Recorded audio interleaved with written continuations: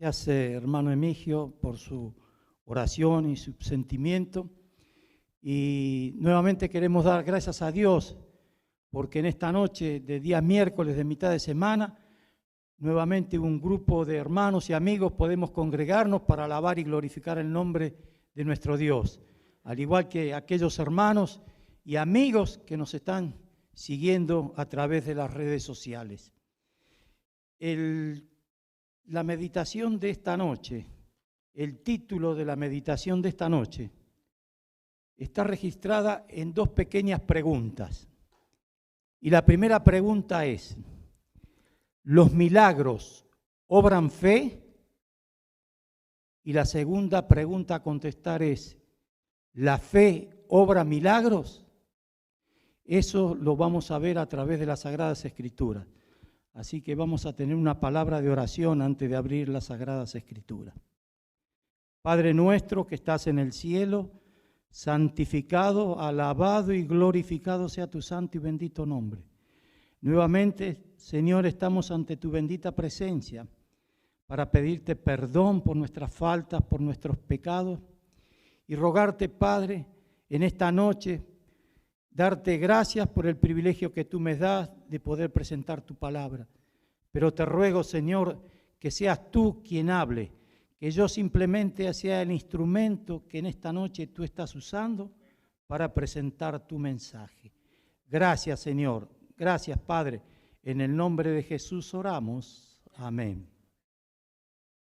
Todos nosotros sabemos las dificultades y los problemas que el pueblo de Israel estaba pasando en Egipto a través de esos 430 años de esclavitud por el cual estuvo pasando y rogándole al Señor que pudiera poner fin a esa esclavitud. Finalmente, nuestro Dios, que es un Dios de amor, oye los pedidos de este pueblo y encomienda a Moisés y a Aarón que puedan sacar a ese pueblo de Israel de la esclavitud de Egipto. Pero el trabajo no era muy fácil, no fue fácil, porque el faraón no estaba dispuesto de ninguna manera a permitir que el pueblo de Israel saliera de Egipto. Por eso el Señor tuvo que intervenir. Y el pueblo de Egipto, toda su población, a raíz de la negativa del faraón, recibieron 9 plagas.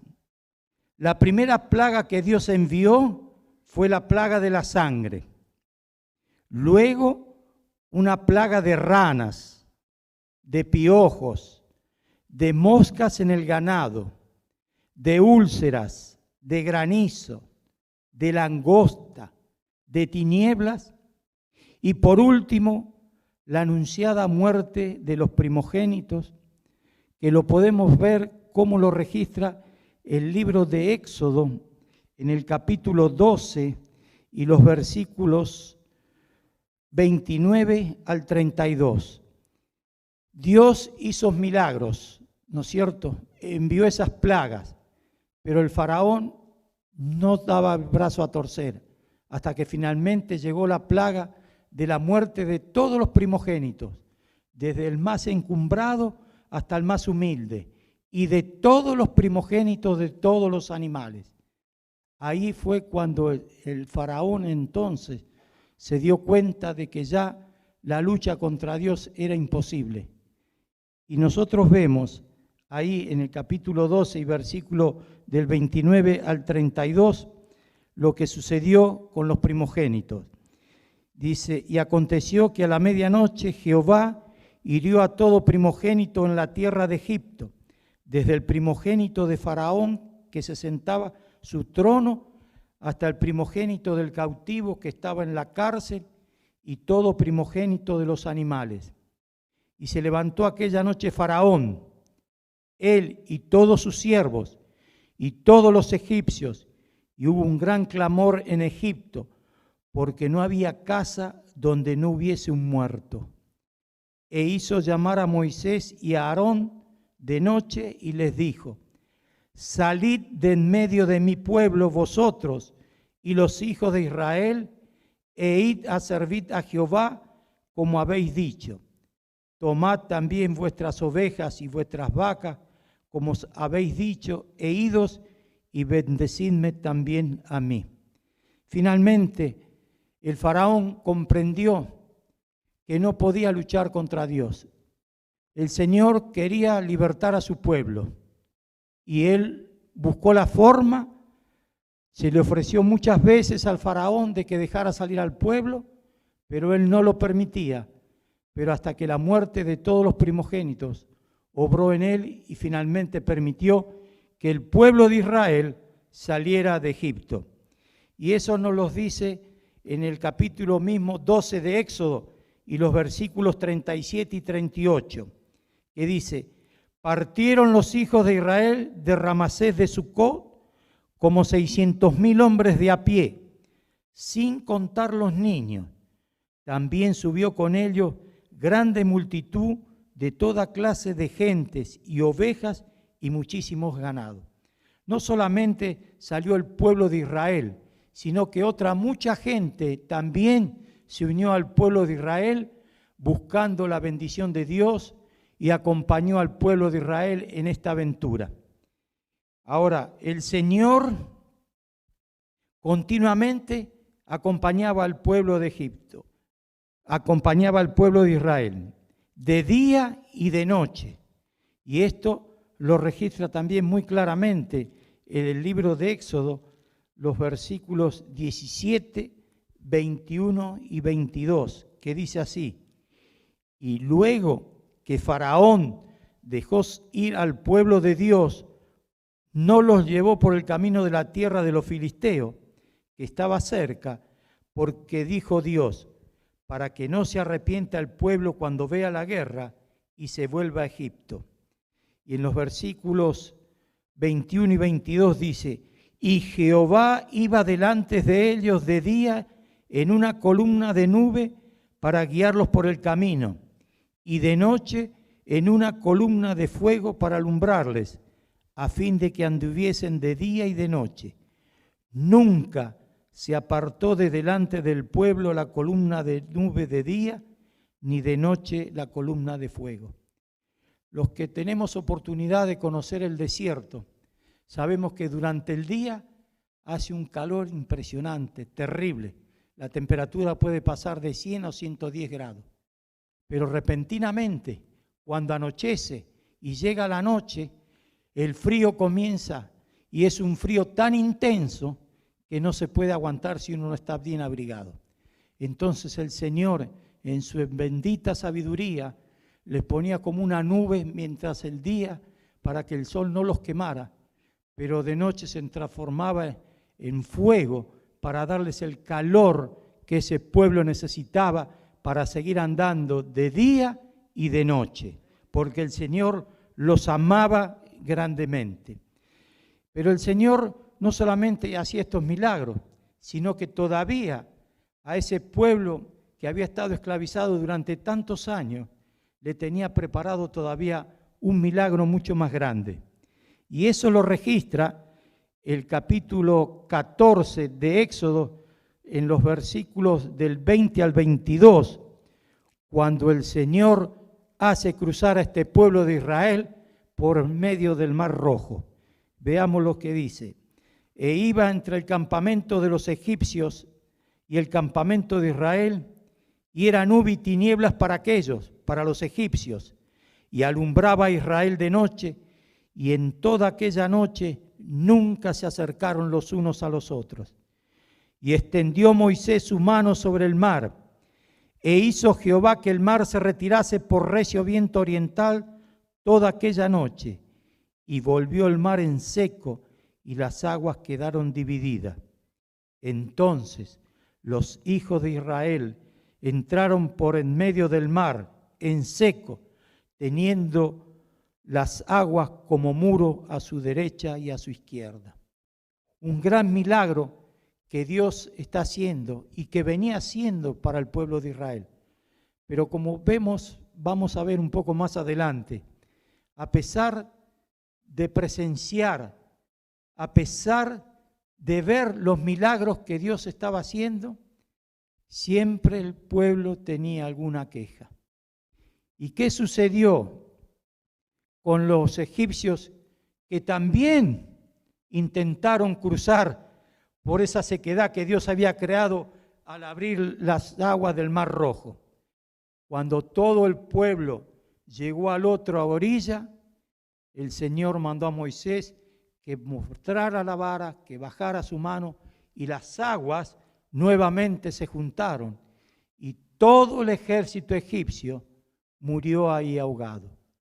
Esa era la relación que Dios quería tener de amistad, de amor con su pueblo.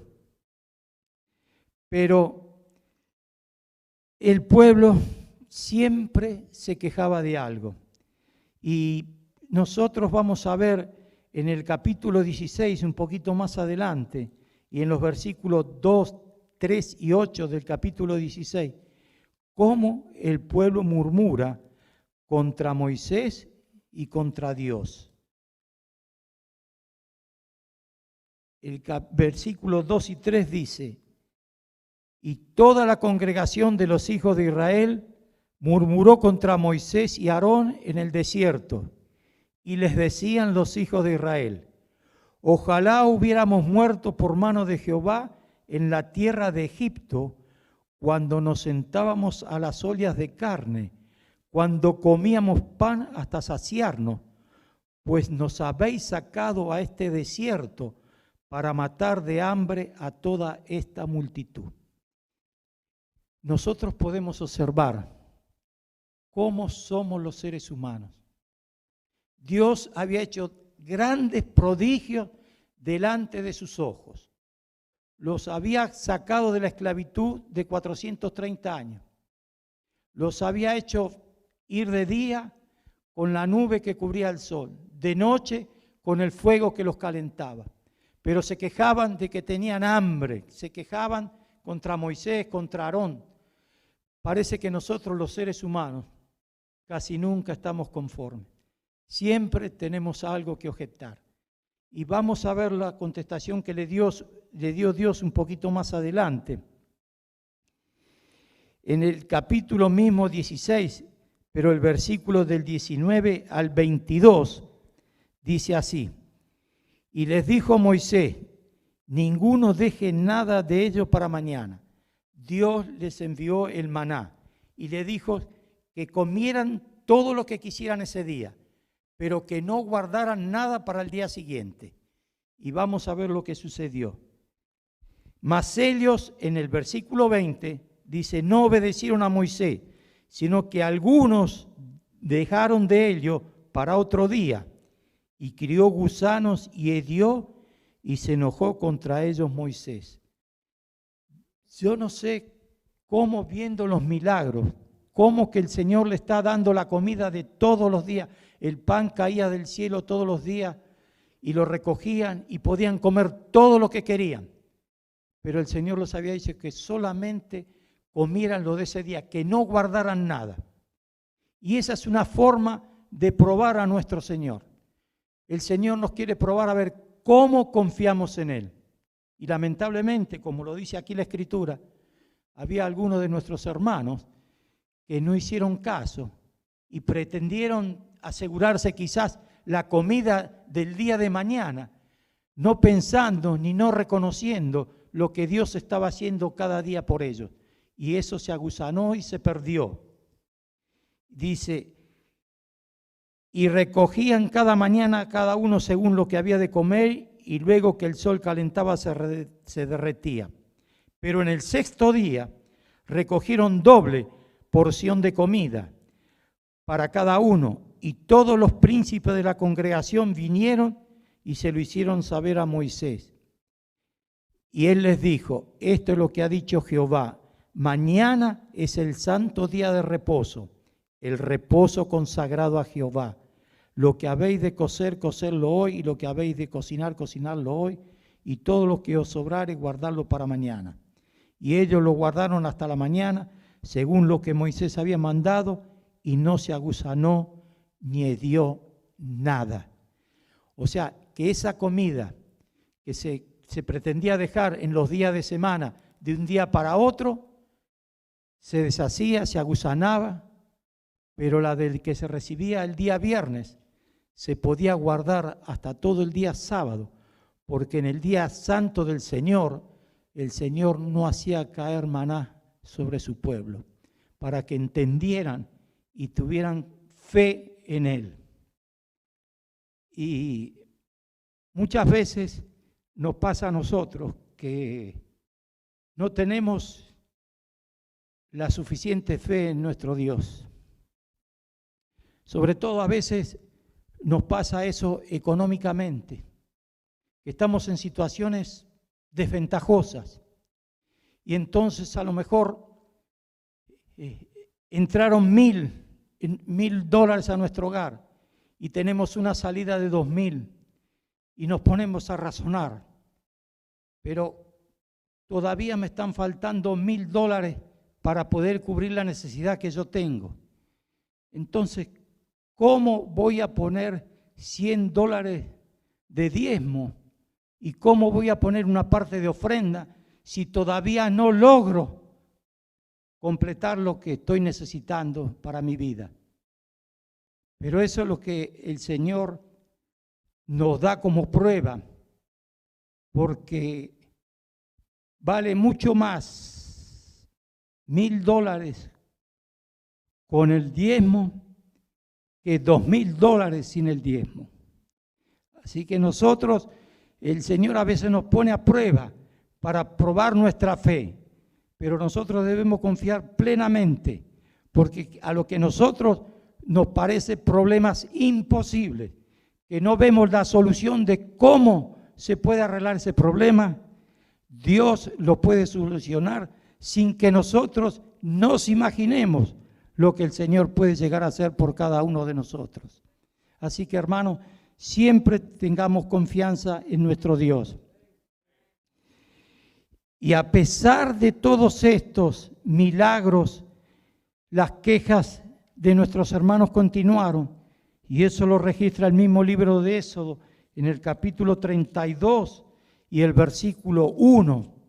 Miren a qué extremo había llegado el pueblo de Israel luego de presenciar semejantes milagros.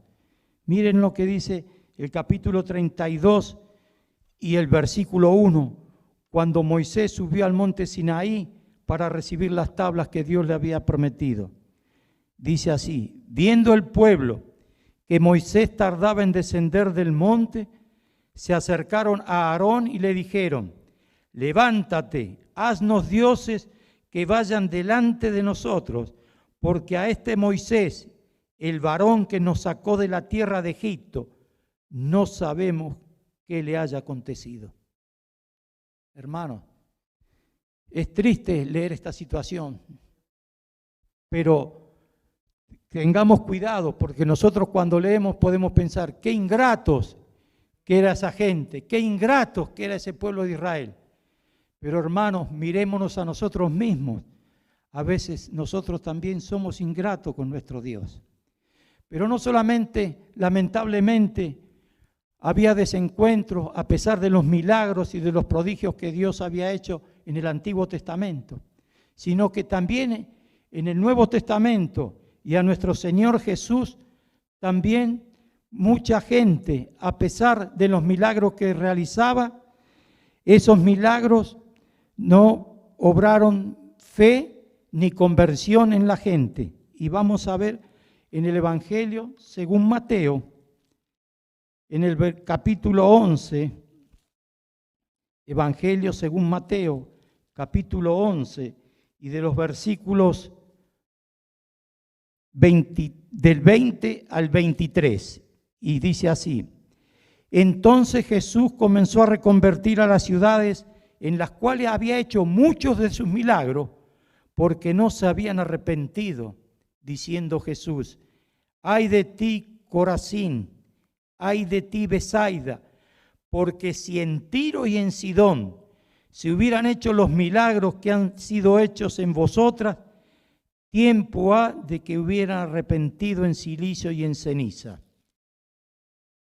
Por tanto os digo que en el día del juicio será más tolerable el castigo para Tiro y para Sidón que para vosotras. Y tú, Capernaum, que eres levantada hasta el cielo, hasta el Hades, serás abatida, por quien si en Sodoma se hubieran hecho los milagros que se han dicho, en ti habría permanecido hasta el día de hoy. Así que aún esos pueblos, delante de la vista, viendo lo que Jesús estaba haciendo, esos milagros, no obraban fe en esa gente, ni obraban reconversión para acercarse a nuestro Salvador. También en el capítulo 13 y de los versículos 53 y 58 del Evangelio según Mateo, también tenemos otra situación. Versículos 53 al 58 del capítulo 13 de Mateo. Y dice así, sucedió Jesús en Nazaret. Aconteció que cuando terminó Jesús estas parábolas, se fue de allí, y venido a su tierra, les enseñaba en la sinagoga de ellos, de tal manera que se maravillaban y decían, ¿de dónde tiene esta sabiduría y estos milagros? ¿No es este el hijo del carpintero? ¿No se llama su madre María y sus hermanos Jacobo, José, Simón y Judas? ¿No están todas sus hermanas con nosotros? ¿De dónde pues tiene todas estas cosas? Y se escandalizaban de él. Pero Jesús les dijo, no hay profeta sin honra, sino en su propia tierra y en su casa. Y no hizo allí muchos milagros a causa de la incredulidad de ellos. Muchas veces el Señor quiere hacer muchas cosas por nosotros, pero lamentablemente el Señor no las va a hacer si nosotros no tenemos fe en Él. Porque si nosotros no confiamos plenamente en Él, ¿para qué entonces el Señor va a obrar si nosotros no tenemos confianza? Lo que el Señor quiere no es que nosotros confiemos porque vemos milagros o que vemos cosas. Nuestro Padre Celestial quiere que siempre, siempre confiemos en Él. No importa por las situaciones que tengamos que atravesar. Y también en el Evangelio según Lucas, en el capítulo 6 y los versículos del 6 al 11, lamentablemente también se produce otra situación. Evangelio según Lucas, capítulo 6 y versículos del 6 al 11. Dice, aconteció también en otro día de reposo que él entró en la sinagoga y enseñaba, y estaba allí un hombre que tenía seca la mano derecha. Y le acechaban los escribas y los fariseos para saber si en este día de reposo, gracias Pedro, lo sanaría a fin de hallar de qué acusarles. Mas él conocía los pensamientos de ellos y dijo al hombre que tenía la mano seca, levántate y ponte en medio. Y él, levantándose, se puso en pie. Entonces Jesús le dijo, os preguntaré una cosa, ¿es lícito en día de reposo hacer bien o hacer mal? ¿Salvar la vida o quitarla? Y mirándolos a todos alrededor, dijo al hombre, extiende tu mano.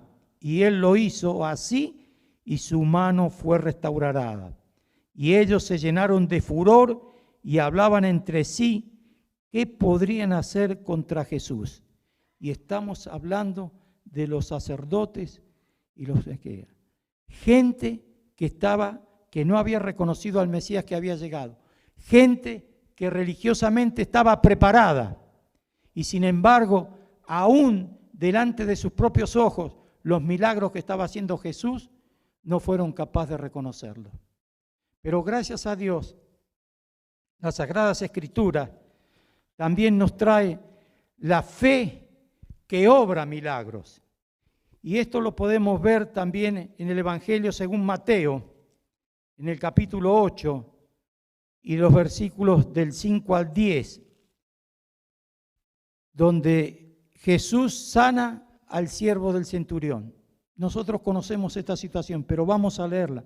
Dice, entrando Jesús en Capernaum, vino a él un centurión rogándole y diciendo, Señor, mi criado está postrado en casa, paralítico y gravemente atormentado.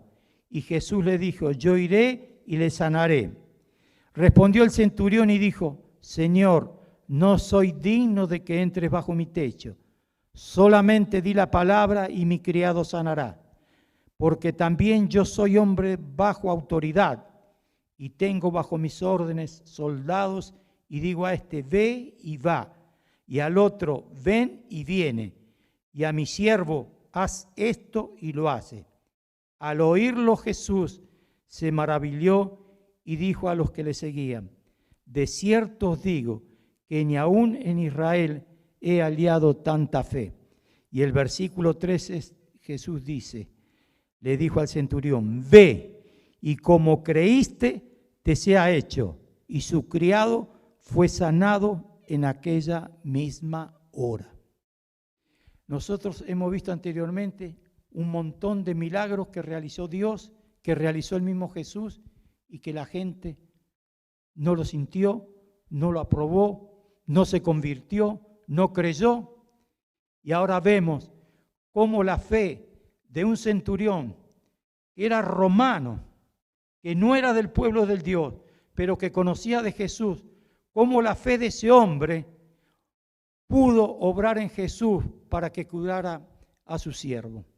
Y también en este mismo Evangelio según Mateo, pero ahora en el capítulo 9 y el versículo del 27 al 30, nos habla de dos ciegos que reciben la vista. Pasando Jesús de allí, le siguieron dos ciegos, dando voces y diciendo, ten misericordia de nosotros, hijos de David.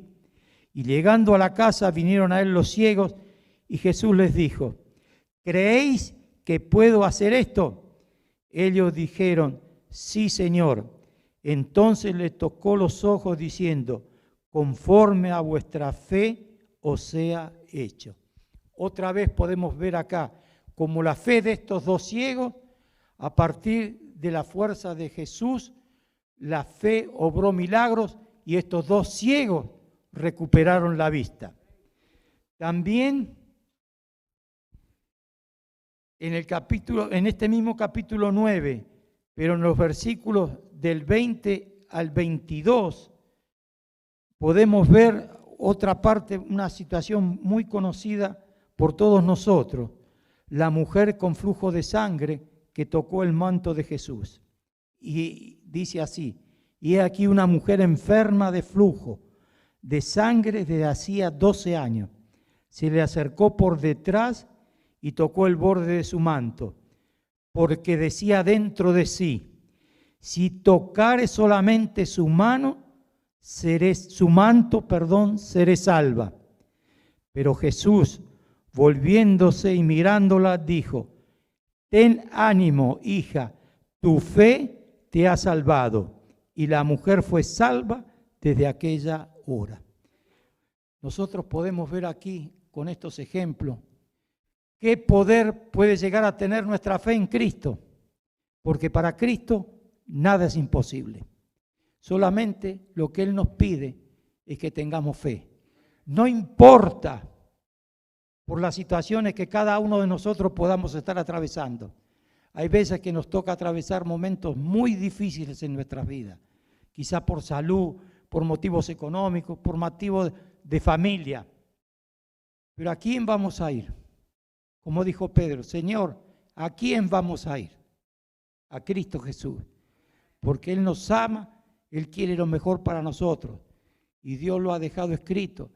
Ahí en el Evangelio según Juan, en el capítulo 3 y el versículo 16, dice bien claramente, de tal manera amó Dios al mundo que ha dado a su Hijo unigénito para que todo aquel que en Él cree no se pierda, mas tenga vida eterna. Hermanos, esperemos que con la ayuda de Dios, no importa por los caminos que tengamos que atravesar, no importa por las circunstancias difíciles por las cuales tengamos que andar, Confiemos siempre en nuestro Dios, porque si no, ¿a quién iremos? Él nos ama y quiere lo mejor para nosotros, pero Él quiere que nosotros tengamos plena confianza en Él, que Él puede solucionar todo lo que nos pueda pasar, aunque para nosotros nos parezca imposible o tratemos de decir, pero ¿cómo? ¿Cómo se va a poder solucionar esto? Para Dios nada es imposible y los caminos de Dios solamente Dios los conoce y sus caminos, como dice la palabra de Él, son mucho más altos que los nuestros. Quiera el Señor que todos y cada uno de nosotros, a pesar de las dificultades o de los problemas por los cuales podamos estar atravesando ahora o que quizás tengamos que pasar más adelante, siempre confiemos plenamente en Dios porque Él nos ama y quiere lo mejor para nosotros. Y Él también nos ha dejado con una responsabilidad y una promesa.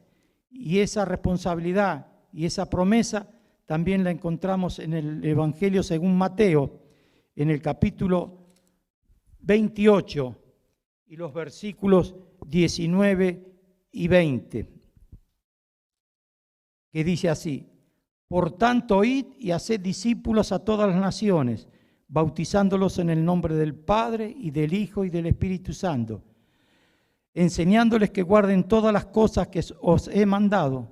Y he aquí, yo estoy con vosotros todos los días hasta el fin del mundo.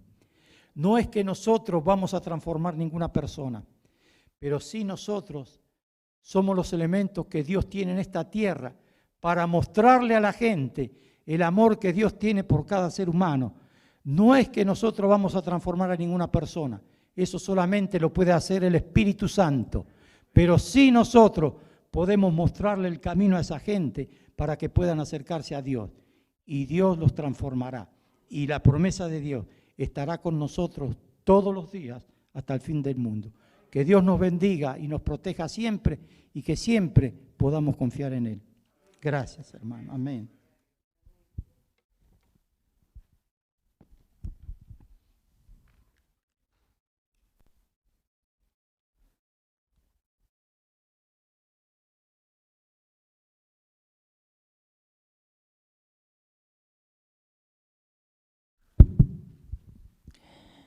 Agradecemos